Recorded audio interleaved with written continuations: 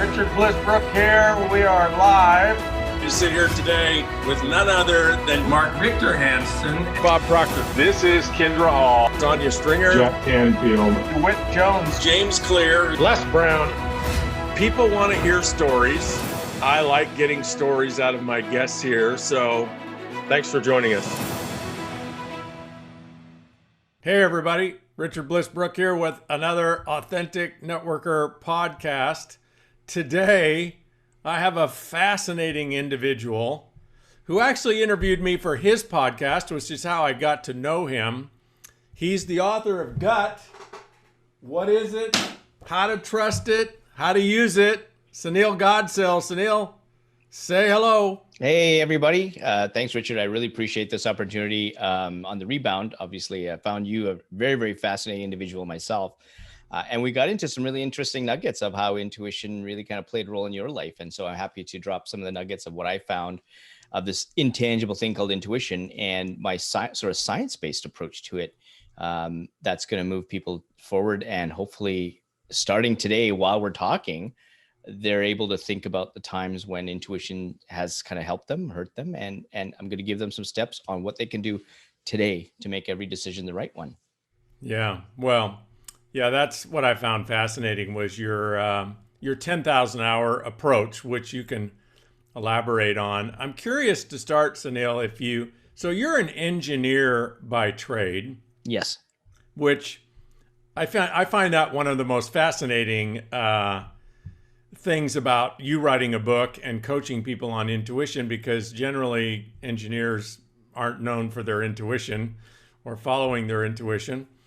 And so maybe you can speak to that a little bit, but I'd like you to start with, there's a story behind what led you as an engineer and a very successful executive in business to dive into intuition.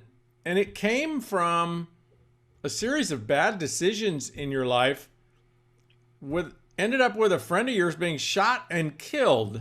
Absolutely. Which I imagine's got everybody's attention now. It got mine. Can you tell us that story? Yeah, absolutely. And it really, I mean, if we back up even before me thinking about intuition, it really kind of came from, you showed Gut, which is my second book. But my first book, Fail Fast, Succeed Faster, was really, so the premise behind that book is if I put a book full of lessons of failure and hurdles from executives and entrepreneurs, the premise is that if you read those stories and you didn't repeat those lessons, then you should be able to, fail fast, but succeed faster. And so when I started speaking on stages around the world on that book, the one question I kept getting from entrepreneurs is, okay, Sunil, give me the one thing. And I said, well, I didn't come here with a PDF. If it was one thing, it'd be a nice PDF or a cue card. I have a 400-page book here until I went back to the audio recordings. And when I went back to the audio recordings, 80 to 90% of those executives had said, use some version of either directly I ignored my intuition, or I ignored my gut, or I knew what the right decision was, but some form of that led to their hurdle or their failure. And so I was really intrigued. And so when I reflected back on, okay, when did intuition kind of hit me? And I distinctly remember at 5 years old, there was these video games that I wanted to buy. And my dad said they're too expensive. And I had this distinct voice say, Sunil, go door to door and raise money. And so I did. I took my 2.5-year-old brother in tow. We probably had some diapers on. I had lots of milk and cookies, and I raised $200. $100 went to my dad, and the other $100 went to charity because my school was doing that. And I love that. And so I had all these breadcrumbs of being an entrepreneur. And then when I reflected back on the times that I didn't listen to my intuition, or I ignored it, I had three distinct things that came up. And the first was, we talked about my career as an engineer. And so for those watching, I'm a South Asian male. And so there's really kind of four career doors that we're groomed for. It's doctor, lawyer, engineer, or failure, right? Right. And so luckily I picked, banished absolutely. Door number 4, there's no stairs. You just fall, right? So, and so I went through door number 3. My dad was a civil engineer, and so I joined civil engineering. And there were aspects of it I enjoyed. which was the management side of it, managing 3 or 4 construction crews, finding efficiencies in the business, saving $90,000 in overtime costs. Things like that I enjoyed, but the career aspect of it, I really did not enjoy. And in my second year of engineering, I got a chance to become a private investor with a Mexican restaurant chain that came up to Canada. And I joined that. And pretty soon I was making 5 times more in dividends than I was as an engineer. And so, the straw had to break or the dam had to break. And in year 3, I quit engineering. I sacrificed my relationship with my dad. I didn't speak to him for a number of years after that. But Wait a minute, how did you tell your dad that why you're retiring from engineering is because you're making it big in a Mexican food restaurant? Well, and so he never understood that, right? He's thinking, okay, my kid selling tacos, or what the hell is he doing? Right? Like, what is this legacy, this East Indian legacy all come to? Like, right? Do we sell, Mexi fries with that? My poor son, right? So, I love it. So I have no clue what was going through his head. He must have lost a few hairs. But I made the decision, and oh my God, it was the best decision I made. I became there were 5 or 6 ventures, 20 million in revenues, all the way from retail clothing, wholesale clothing, pop-up events, entertainment company. So it was just the whole gamut. I loved it. And I ended up going into management consulting. And I had this huge contract down in Silicon Valley, lots of dollars, big IT company, but the contract terms kept changing. And all of a sudden there's this something that was telling me that very much similar to the something that was telling me I shouldn't have gone into engineering, but different. And it was saying that you shouldn't take this job. But I was so emotionally involved with the contract size that I went down to the States in Silicon Valley, and the company didn't pay me. And I came back to Canada with 23 cents in my bank account. And at the time, my wife was in India, and that's where I met her. And she's phoning to say, "Hey, how are things going, Sunil?" I'm saying, "Yeah, it's not bad. Just going to come back up to Calgary, Canada to settle things." And meanwhile, I didn't even I lost all the money that we were supposed to get married on, and I didn't even know where I was going to sleep that night. And so that was devastating. But perhaps the one that you mentioned earlier was when I was in engineering in university. I was doing some personal coaching at the time, and I had a friend of mine who was she was being stalked at the time. And she was saying, "Sunil, I really need some help. I need some advice." And again, something was telling me, meet with her that afternoon. And I decided to ignore that, say, you know what, let's meet a couple of days later. And the very next day, that same guy walked up to her in a bus shelter and put a bullet through her head and killed her instantly.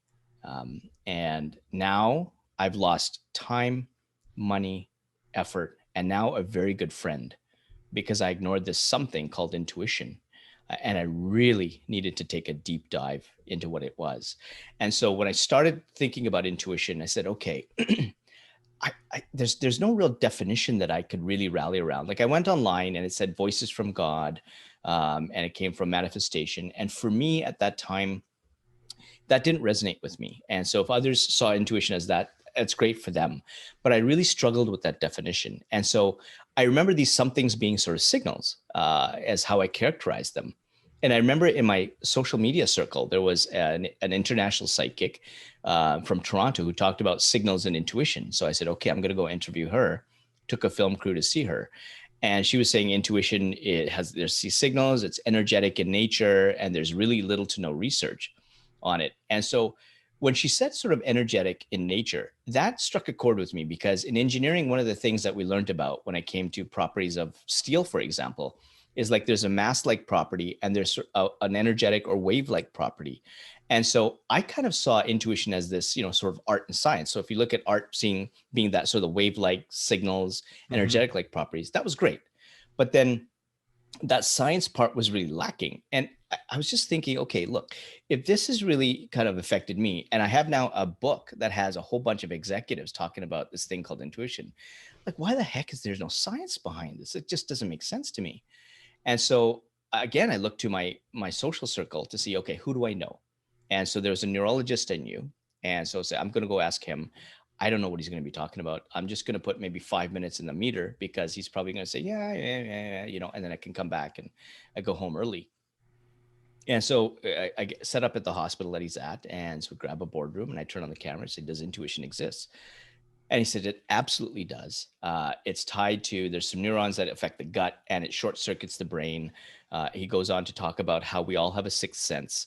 And he's also saying that there's more and more research that's showing that intuition it actually happens much earlier than we're consciously aware of it. And so now I'm piqued. My interest is just piqued. And I'm thinking, okay, so there is some science to it. So let's go find out what that is. And so I went to an academic research database and I type in the word intuition and I'm thinking, yeah, maybe 10, 12, maximum 50 articles. I hit enter.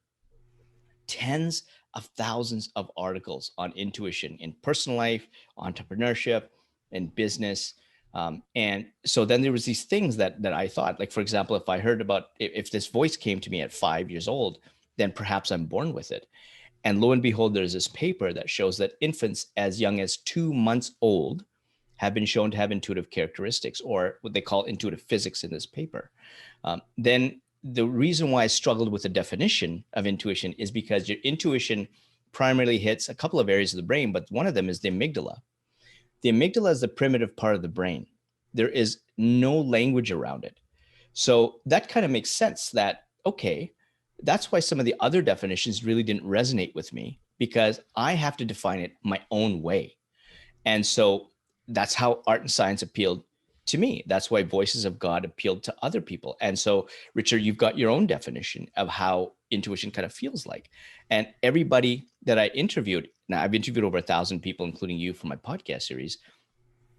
Almost everybody, when they talk about their definition of intuition, it's what they feel like, and they try and characterize it. And so there's a whole different variety of definitions, as one would expect if there's no common definition. And so the other thing I found out is that when Dr. Rathbone, the neurologist, was talking about this being earlier than we consciously think about it, there's this paper that showed that intuition actually acts on average 7 to 10 seconds before we actually make a decision or take an action. And they did the same study with entrepreneurs. And they found when they measured things like skin conductance and heart rate as sort of a proxy for intuition, they found that intuition acted on average 7 seconds before an entrepreneur actually made a decision. So now I've got some science backing both the personal side and the business side. And so I'm thinking, wow, okay, so let's look at this a little bit further. And so I wanted to really figure out, how does intuition really kind of work? And so we'll talk about the signals first. What I found after interviewing over 1,000 people, and this was a question I had asked you on the podcast, is that there's two types of signals. One's when we trust intuition, called positive signals, and those when we ignore intuition, called negative signals. So for me, for example, the positive signals are obviously the ones that tell you that the decision that you're about to make is the right one, and so you should go ahead. And so for me, it's sort of that the dots connecting, or feeling that sense of flow. And there was one CEO that I actually talked to, and he sees this omen that pops up on his right shoulder, and there's no color, there's no shape. But he just knows that if he's doing a business deal, or he's hiring someone, or dealing with a vendor, and this omen pops up, he just says yes. He stops whatever he's talking about, says, absolutely, let's go ahead. Where do I sign? And so, and he's guided by that. The negative signals, they're a little bit more complicated in that they actually start very subtle in nature. And these are the ones that we miss, these whispers. And as we start to ignore the whispers, then they start to get a little bit louder and louder until you can't hear them anymore. And to some people, they attribute a car crash to that, being homeless or almost taking their life, as the ultimate negative signal before they actually started to trust their intuition again. And so for me, it is that sort of that gut feeling, or sometimes I'll walk in, someone's like this, there's just, something's just off. And so for me, that's what the negative signals are. And there was this one entrepreneur I was interviewing, and I mean, this is not really something you talk about. You don't go to a coffee shop and say, hey, what kind of latte do you want? What are your intuitive signals? Right. I mean, that's just not something that's commonly asked. And so when I was asking him about intuitive signals, he's never thought about it that way. And yet when we started talking about the ventures that he failed at, that he went in for the wrong reasons, for money or fame or something, he kept grabbing his left earlobe. And about 10 minutes in, he goes, Sunil, I think I just realized what my negative intuitive signal is. It's my left earlobe. And he now remembers when he went into the ventures, his left earlobe kept pulsating, getting hotter. And when he used to talk to his wife about these, he remembers grabbing his left earlobe all the time. And so now we have these things called signals that really kind of help us, guide us into what decision that we have. But the way that intuition kind of works is a little bit more complex than that. But the way it functions for us is almost like driving a car. And so when you drive a car, you turn, you push the button, or in some of the old, now I guess we can call it older, you turn the keys, you hear the engine whir, and you just drive the car. And so those are the signals. Not too many people need to be a mechanic to open up the hood to figure out what's underneath. Now, I'm that nerd, that ex-engineer that wants to pop open the hood to figure out, okay, how does intuition actually really work? And what I found out is that there's 4 types of intuition that actually work all at the same time. And then what they do is they give you a decision, and the signals are how they communicate with you. And the best way that I can show you how the 4 those 4 types of intuition work is actually from a non-believer. One of my colleagues was an investment banker, and his name's John Rothschild. And I reached out to him and I said, John, I'm just starting my interviews on intuition. I'd like to get your thoughts on it. And now you have to remember, like when I was researching intuition, the common knowledge at that time was, again, voices from God, coming from the cosmos, meditation. So from someone who's in investment banking where spreadsheets rule everything in his life, he was just like, I have no clue what we're talking about. So come on down. I'll give you an hour of my time, but I really don't know what we're going to talk about. And so I went down there, brought in my film crew, and turned on the camera. And sure enough, he says, yeah, Sunil, yeah, intuition just doesn't really exist. And I even tell him about the CEO that sees omens. And I try to convince him that there are some business people that see this. And he says, I'd really like to shake this guy's hand if he sees omens. But yeah, you know what, Sunil, like, decisions are based on experience and learning, that kind of stuff and data, right? And I said, and now this is where we get into the 4 types of intuition. One of the 4 types of intuition is called experiential intuition. And so if you look at your brain like basically like an iceberg, 90% is the subconscious below water, and the 10% above, which is the conscious part, is above water.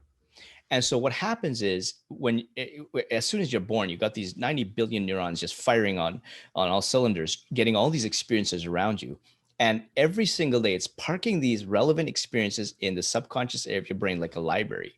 And so the moment that you need to make a decision, your intuition goes into the subconscious area, pulls out the information that's relevant to the decision that you're making, and then it sends you a signal saying, okay, here's the decision you're making.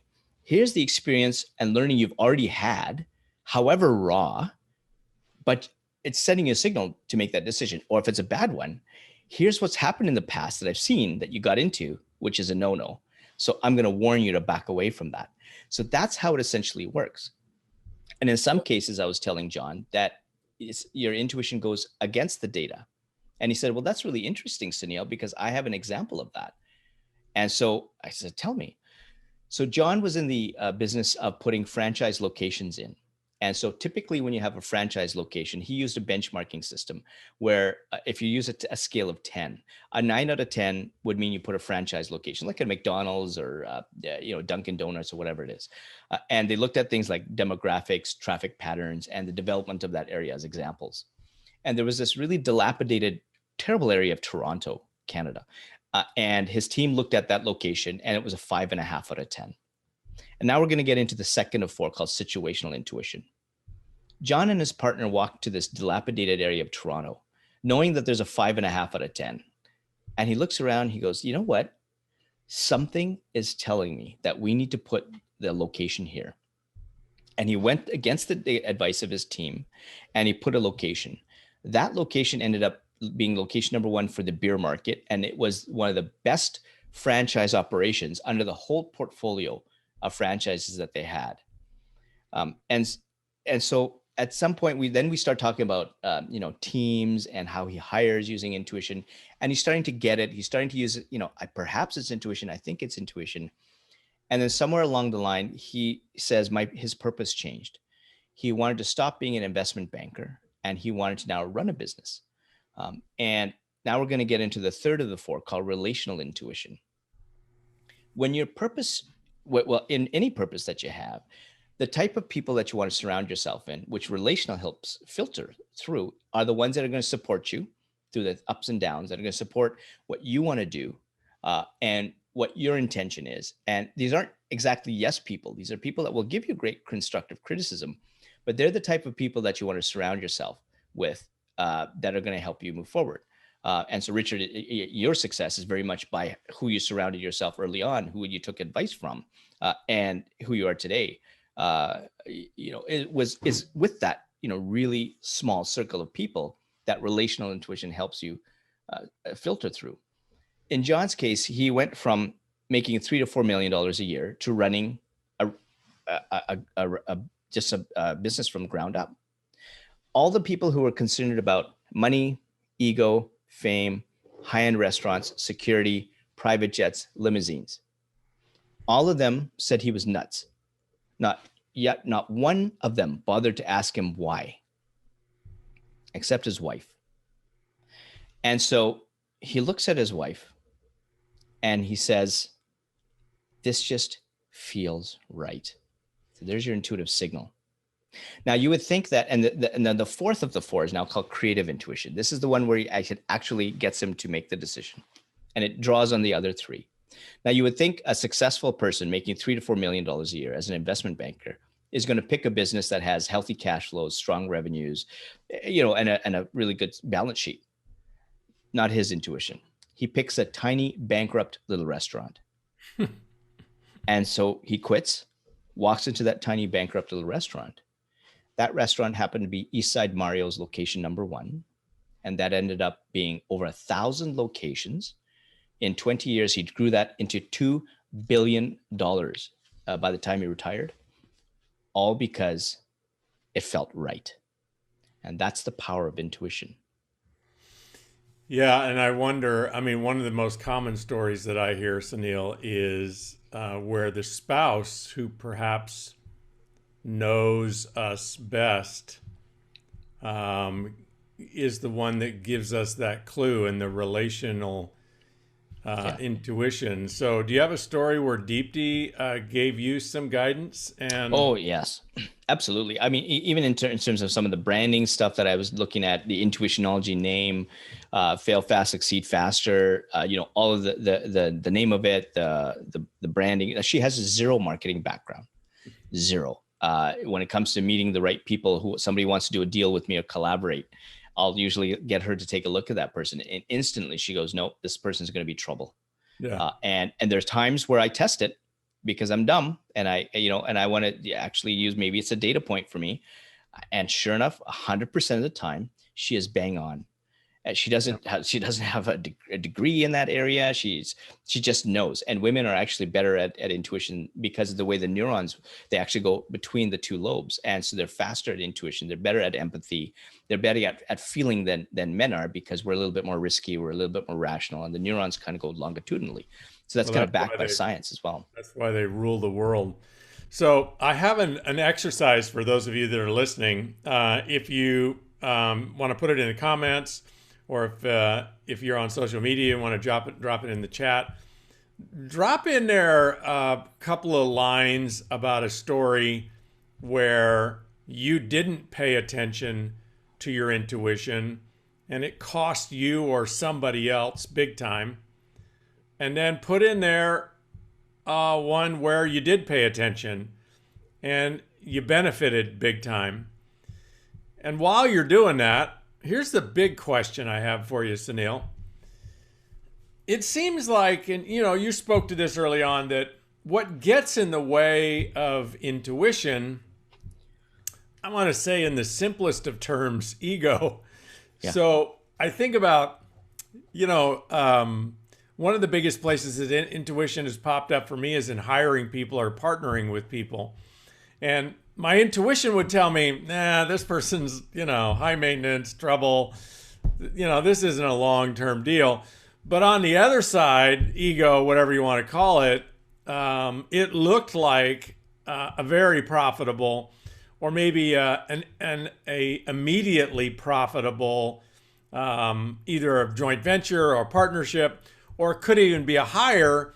And I noticed, like, one of the things that, okay, well, I'm tired of interviewing people and I don't want to interview any more people. And this person is qualified, they check all the boxes. So let's just hire them and get this process over with so we can get to work. And then you have this little voice here. For me, it's a voice. And then it's like, Yep. Absolutely. So the question, Sunil, is how do we pay attention to the voice? How do you, I mean, you're providing great awareness, which I'm sure is maybe half the battle, but what are the practices to put in place so that we choose intuition over ego more often? You have some really brilliant practices. Absolutely. And so the easiest and one thing that people can do, and they're probably doing it right now as you're making the suggestion as putting things in, is that when people are thinking back to the times that they ignored their intuition or when they trusted their intuition, every one of those decisions is a feeling, there's a signal. And what I tell people is you grab a sheet of paper, and what you do is that you write on one sheet, maybe take one sheet or one column, the good decisions. And what did it feel like when you made those decisions? And try and get as detailed as you can. So as examples, again, for me, it was that flow of the dots connecting. And then the other one you want to do is that you will do the same thing for the bad decisions. But what you want to do with the bad decisions, you have to be very careful here, because you and I, let's say we have this voice, and say for you, let's say that voice is a negative signal. And so for you, that voice comes up and that's signal number one for you. I may say, because we all talk about this voice, and it's, it's kind of like one of these themes on social media. I'm listening to that little voice. But if that voice, if I stop at that voice, perhaps for me, that's signal number 3 when I think it's 1. If it's for me signal number 3 and I've misidentified that, that means that I haven't taken the time to understand what signal number 1 and number 2 are. And if I don't identify those 2 signals, the next time they come up, I'm going to make a bad decision. In fact, I may even make 2 bad decisions before that voice comes.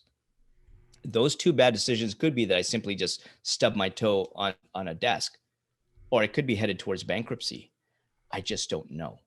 And so you really need to take your time to do that. And there's a specific process that's really, really important. And you and I talked about the 7-day challenge before. And in the 7-day challenge, this is what the process looks like, which is really important for people to look at.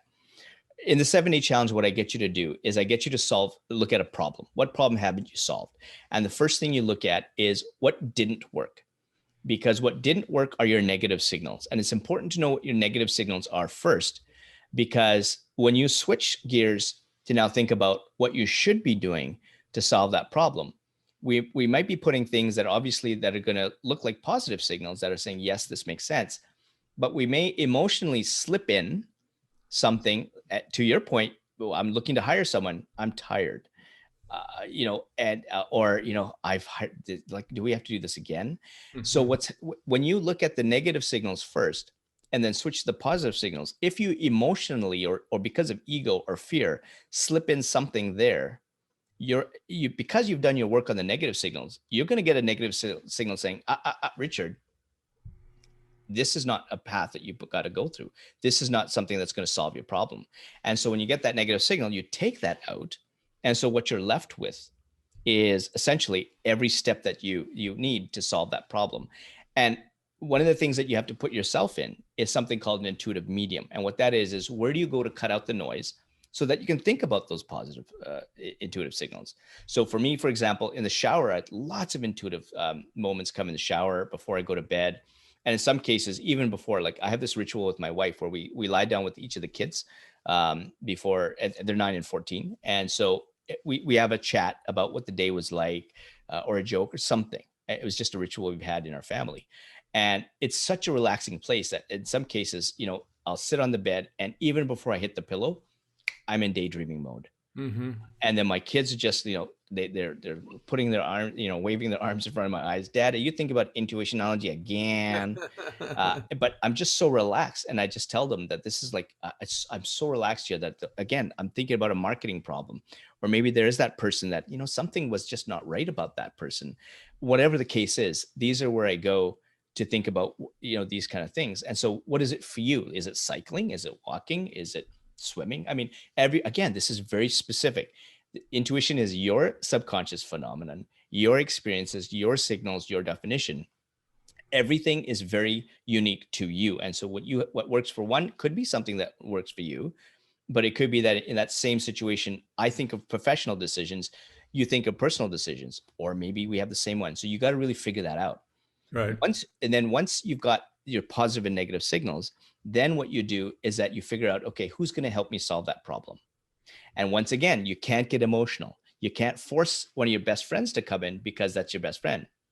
Your intuition will know that, right? If you're going to be emotional, you're going to say, oh yeah, I want Bob or Jane to come in, but that your intuitive signal is going, that person has nothing to do with the problem you're solving. What are you doing? And so once you do that, you have to change the environment, and then you solve your problem. And then what I do in that 7-day challenge is I measure the strength of your intuition from at the start and at the end. And I've had now, actually, we're getting close to 55,000 people now through the 7-day challenge. 100% of the time in those 7 days, their intuition has increased. And I have 2 case studies that people go through that 7-day challenge to help you along with their decisions. John Harris he actually sold his house using the 7-day challenge. And he was about to list his house at $20,000 under asking price. But at the end of the challenge, he actually had a bidding war and sold $50,000 over. So that's a $70,000 decision. Average of 10 grand a day, not bad. And the other person is Ashley Michelle, she was actually a witness to a homicide. And what happened is she actually walked into an apartment where her boyfriend had actually murdered one of their friends in the bathtub. He closed the door behind her, locked the doors, put a knife to her back, and he said, I'm already going away for 1 murder, might as well make it 2. Her intuition, specifically the relational intuition, calmed him down and just basically managed him. He assaulted her, choked her. He asked her to clean up the blood, which she refused. And then her intuition found a slight moment where she was able to run, and she did unlock the doors and ran 18 flights of stairs down the apartment building, obviously called 911. And she used the 7-day challenge to basically deal with the PTSD, depression, and anxiety. Now, it's not going to solve it, but what it did is it minimized it. And what she learned is that she can go to the gym, and that was her intuitive medium, where she felt emotionally, nice. She was able to really relax, and she learned how to start to trust people. And so if people like John and Ashley can go through the 7-day challenge to solve those types of problems, I mean, I can't imagine what problem can't be solved by that. Where do people find the 7-day challenge? Yeah, so they can go to intuitionology.com, and there's a link there, or they've got one where I've got one, I guess, for yours, where I've got, I think, /bliss/7-day challenge. There's a link there that I can provide for you as well, for your folks. And again, it's free. There's no cost to it. And what they now have is a fillable PDF worksheet that even if they don't want to do anything with me after that, or they don't like my content, they don't want to see me dance on TikTok, they can take this fillable PDF sheet and then they can just run with just print out another one or fill another one and just go through every single problem and use the same proprietary process every single time. And you're going to solve every problem using folks, your own intuitive signals. You got to sign up for this tool. This is a free tool. You can take it with you wherever you go in your life. You can apply it to any problem that you have. And what you have an opportunity to do by following the research that Sunil has done here is really learn to trust your gut. And so back to the book, Sunil. Interesting that how long have people on Earth been referring to intuition as their gut? And this has to predate neuroscience, I would think. Right. And, we're talking about our grandparents, our great-grandparents, our great-great-grandparents have been referring to, hey, trust your gut. Yep. What did they know that we don't know? And what I'd like you to speak to around gut is the science, if you will, of, and I know it's an emerging science, but there's a lot of strong science today that our gut, our digestive system, our intestine is more intelligent than our brain. It has more intelligent beings in it than our brain. I don't remember the numbers, but something like 1 trillion live organisms in our gut that are intelligent. And how does that lead to the gut knowing when maybe the brain doesn't know so much? it has to do with the neural pathways, and your gut has, as you mentioned, there's a trillion, but it's the highest concentration of neurons in your whole body. And so when you sense something, and remember, we're talking about the amygdala, which is immediate. It is an immediate signal. It's your gut that's the first reaction, and it short circuits the brain, because the brain is, okay, we hit the amygdala, then the neurons have to go to the frontal lobe. We have to have language. We have to make sense of it. We have to take a look at the situation. So, and I'm slowing it down, obviously. This is 200 miles per hour that these neurons kind of go at. But even in that split second, the gut's even much faster. And so that's where the intuition reacts, like boom. And then we have the processes that kind of confirm that. And that's exactly why the gut has that. And I've interviewed two people who actually talk about, three. So one talks about, he's a Buddhist monk, talks about generations. Another one is Nelson Mandela's grandson, Ndaba, talks about it's coming from the ancestors. And a third one, we got into epigenetics with a couple of my guests. And if you look at the study of epigenetics, what that is essentially is that there are certain traits that you have that get carried down to the next generation and beyond. And so, for example, you see these funny cat videos where you put a cucumber and the cat just jumps. And in those kittens have never seen cucumbers in their lives, certainly. And if you look at the actual paper, which I read the study, they looked at mice, and what they did with certain mice is they went to a certain type of plant. It was like an almond that was almond, sort of some type of plant, and had some almond. It didn't matter what the characteristic plant was. But what they did is every time this mouse came to this certain type of plant, they would shock the feet. And so that generation was basically done to the point where that was now embedded in every time they went to that, they jump. And so what happened is in the next generation of mice, with none of that stimulus, they also jumped. Right. And so that's your epigenetics. So if we were to extrapolate if you've never that, wondered, how do baby deer learn to be afraid? Yeah. One generation to another. How does a hunting dog know to point and fetch? And those aren't trained. That's all built in, whether it's intuition or genetics. I don't know, but pretty fascinating stuff. One of your quotes that I love the most, Sunil, your Pinterest page, by the way, is loaded with them, which I was inspired watching them. I'm tired of ignoring my intuition to let inauthentic people into my life. Aren't you? Bringing this whole subject up, like bringing it up to the practical, everyday, where do we suffer in life because we don't pay attention to our intuition? One of the areas that I see that happening a lot is boundaries. yes. Could you speak to that? Like how intuition should be applied to boundaries and the price we pay by not maintaining those boundaries? Absolutely. And so one of the things that happens is that we all come with a certain set of values that are really kind of important to us. And those values are where we kind of have some of the boundaries. And this is really where these boundaries really get moved or shoved or stamped on, is specifically when it comes to relationships. And what happens is when we get into certain relationships, we kind of look at the lens of values. And if we don't really kind of trust ourselves, so perhaps we had some trauma in the past, or something's happened, or we're looking to external validation, or we're trying to prove something to somebody else, we don't start living a life with truly what our values are. What is our relationship to money, friends, and all that stuff that are in the moment, in the present moment. And so when we don't have a strong sense of values, what happens is then you have other people who are able to actually stomp on the intuitive signals, because these signals are the ones that tell you whether you're aligning with your values or not. And if you don't trust yourself and you don't trust your values, then those signals are not going to come through. This happens in relationships a lot of the times, where if you look at those people who've been in bad relationships, when you ask them, specifically when it comes to intuition, many of them know right from the very moment that they met that person that something was wrong.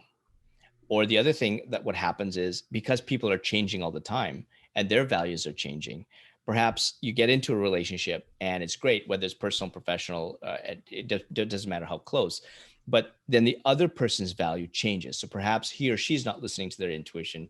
They start not trusting themselves. They get into some bad habits, whatever the case is. When their values start to detract from yours in a significant way, your intuition is now going to start sending you some signals that you better back away. And if you don't, then it's going to get worse and worse. And when you don't establish those boundaries that are clear, then what happens is you allow these people to take over your values, and then you use self-talk to stay in that relationship. And intuition always gives second chances. It's not about second chances. This is about the third or fourth or fifth chance. And one of the exercises that I use when I talk to specifically some of the panels I've been on where it comes to online dating or relationships is one of the exercises I do is I get people to think about someone that they let into their life that really did some damage to them psychologically or in some way, shape, or form, and to get them to close their eyes. And basically in front of them, imagine that they're on a beach and they put a finger in the sand. And they think about what that feels about, like putting that finger in the sand and that strength that they get. And then that person emerges. And as soon as that person gets close to the boundary and starts to cross it, they shove that person on the other side and say, stop. And if they need to get louder, they need to get louder. And I've had people break down. But what happens is what they do is that thought becomes so ingrained in them that they take that boundary analogy again and again. And so then they use that as a filter for every other relationship. And in fact, I remember there was this husband and wife that had come, and there was this one person that was over time was just damaging the relationship between the husband and wife, was very caustic to that marriage. And she finally got the courage, as she says, to tell that person to kind of get lost. And when they did, I met her 3 weeks later, and she said it was just like the whole marriage became renewed, and they got rid of that person. But they never had the courage to do that before for whatever emotional reasons. I never got into the depth of that. But that's what happens when you don't listen to your intuition and you kind of sabotage that. You have to stick to boundaries. And it may mean that, some people say, well, it's lonely. Then there's who's there that's going to be around me. Who cares? I've met tens of thousands of people as you have. I'm sure you've spoken to over 100,000 people as I have on stages. I have 2 people around me, 2. And I've had people that ebb and flow. I had one, there was a 6-year relationship with this other family. We were close. We were meeting like every second day, but something changed about the values of the other person. I don't know what it was, but they started behaving in a way that was really against the values that I want to surround my family with. And I cut them off. I said, I'm sorry. I don't want my kids around this. I don't want my family around this. And if life has moved on for them, that's great. And I wish them well. It doesn't mean I ill treat them. I still meet them in other situations. I'm very open. We'll joke. We'll have a good time. We're just not that close anymore. Yeah. And it's almost like saying, I'm on this train. This is my track. This is the speed I'm going on. And if you don't like it, get off at the next station. And if you really bother me, I'm going to kick you off myself. Now, that may be really hard to digest for some people, but this is the way I want to live life. I'm driven by my purpose. I'm helping teach people. You see what my daughter's doing, and my 9-year-old's doing the same thing with moving away from bullying incidents, because she sees the behavior well before it happens because of this thing called intuition, which she can't formally understand. But again, she knows how to do that. And if I can help my kids do that at 9 and 14, I can't imagine where they're going to be in the future. Well, this is the difference between living an aimless life based on non-confrontation and everyone liking you. And, people that do that, they go through life just absorbing the values of everyone around them. And so they don't have a purpose. They don't have a set of clear values themselves, and they don't make progress because they get bogged down by everybody else. The powerful journey is to have a purpose in your life and to have clear values so that when other people that you may like, they may be interesting, but they don't serve you.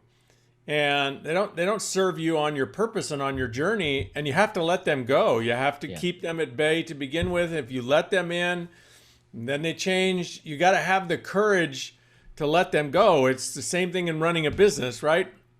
If Yeah. you have people on your team that are not rowing in the same direction as everyone, not that they're bad people and it's not that they're wrong, they just have a different purpose. They have a different set of values. You have to let them go. And in life, you have to let people go or Absolutely. they're going to drag you down. And Again, you also, the book is yeah, sorry.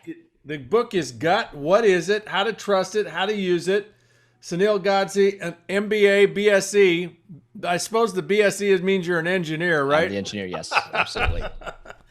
And he's got the 7-day challenge, folks, which is free. 55,000 people have taken it. You can take it with you for the rest of your life as a tool to trust your intuition. Drop in the chat wherever, or the comments wherever you're watching this podcast. When have you listened to your intuition and it paid off big time? When have you ignored it and it cost you big time? Like it cost Sunil, which put him on this course. Somebody he cared about, somebody that was close to him, somebody that needed him. He didn't trust his intuition. She died as a result. That's a heavy burden. And Sunil, what I see you doing with it, which is a huge inspiration, is taking that lesson and using it to contribute to millions of people around the world on this really, really important subject of intuition. I give you the last words, my friend. What do you want to tell this audience in parting about where to find you or what to do with their intuition? Absolutely. So I'll start with where to find me, and I'll end with what I want what your listeners to have, or those watching. You can find me obviously intuitionology.com. My podcast series is there, and it's all on the iTunes, Deezer, Spotify. You can see me on LinkedIn, Twitter, Facebook, Instagram, Pinterest. YouTube channel is there as well. And so I'm all over the places, happy to DM. But where I want to leave your listeners and those watching is there's a difference between concept and reality. And the difference is in action. And so the best example I can give is there's 2 case studies here. A fellow, he's now become a friend, Vin Jang, is someone who lived for other people. He used to see hundreds of thousands, over 100,000 people a year on 80 stages, and his career was amazing. He used to be an international magician. Now he's in communication. And he says he was living a crappy life, and he isolated himself. When he put up the values on a sticky note, he looked at them and he said, this is what my wife wants. This is what my kids want. This is what society wants. Where am I? And so he fixed his values. But what happened is he didn't take action. After that trip, he fell right back into getting in with the wrong crowd and external motivation and having that big brand name and living in a high-rise downtown LA. And it was his parents that actually, his mom said there's a saying in Vietnamese that if you hang around squid, you're going to get ink. And he said, you're hanging around too many squid. So he changed, and 6 months later, he did the same exercise, and he decided to actually, he said it was frightening when you give that liberty. It's frightening, but he did. And he started to live now on intuition, and he lost 6 months of his life. And there's this thing called opportunity cost that I always talk about. And I went to Vin and I said, it's not just the 6 months that you lost not listening to your intuition. It's also the 6 months that you could have gained by listening to your intuition. So you actually lost a year of your life, and he's in the business of helping other people. How many people in that 1 year did you leave behind? And so when it comes to action, one of the biggest things that we have is fear. Fear of change, fear of unknown, fear of failure. But remember that I told you that your intuitive signal already has gone to your past. You've already made that decision in the past. You've already been there in some of the other experiences you've had. So you have the ability to take that next step. And so you have 2 choices to make. And there's one fellow, David Dame, who had cerebral palsy all his life. His dream was to just stand on a beach being held up and have the sand and the ocean water go through his toes. A couple of years ago, he got that opportunity. He gets wheeled to the edge of the sand and the water, and he gets up and he feels it, and he falls flat on his face. He's embarrassed, and fear starts creeping in. And he says, Sunil, I have 2 choices to make. I can sit back and ignore my intuition, go back to my wheelchair, and forever regret that I was never able to turn that dream into reality because I'm here. Or you can listen to the intuitive signals and take a step and take a next step and take another step. And then he points to his chin and he says, the water got up to about my chin level. And that's when I looked back. And when he did, he hadn't realized how far he had come. That's how you take action, by listening to your intuition. And that's what I'll leave your listeners with. Beautiful. Well, Sunil, your tragedy turned to triumph journey is a huge gift to people. I know everybody out there that's listening to this struggles with intuition, and I know their intuition tells them that they need to trust their intuition, and their intuition has been telling them their whole life they need to trust their intuition. And so this is immensely helpful. I trust that you'll all get the book, Gut, and study it. And I trust that you'll also take the 7-day challenge, and that you'll actually think about, what is one big time when I didn't trust my intuition that cost me? And put that in the comments. And what's one big time I did trust my intuition and it paid off big? And put that in the comments. And go to school on Sunil Godse. He's a gift to all of us that are looking to live more abundant, more peaceful, more free, more authentic lives. And that's what we bring you from the Authentic Networker. So thank you for joining us, Sunil. Thank you for joining us, listening audience. This is Richard Bliss Brooke telling, see you next time at the Authentic Networker.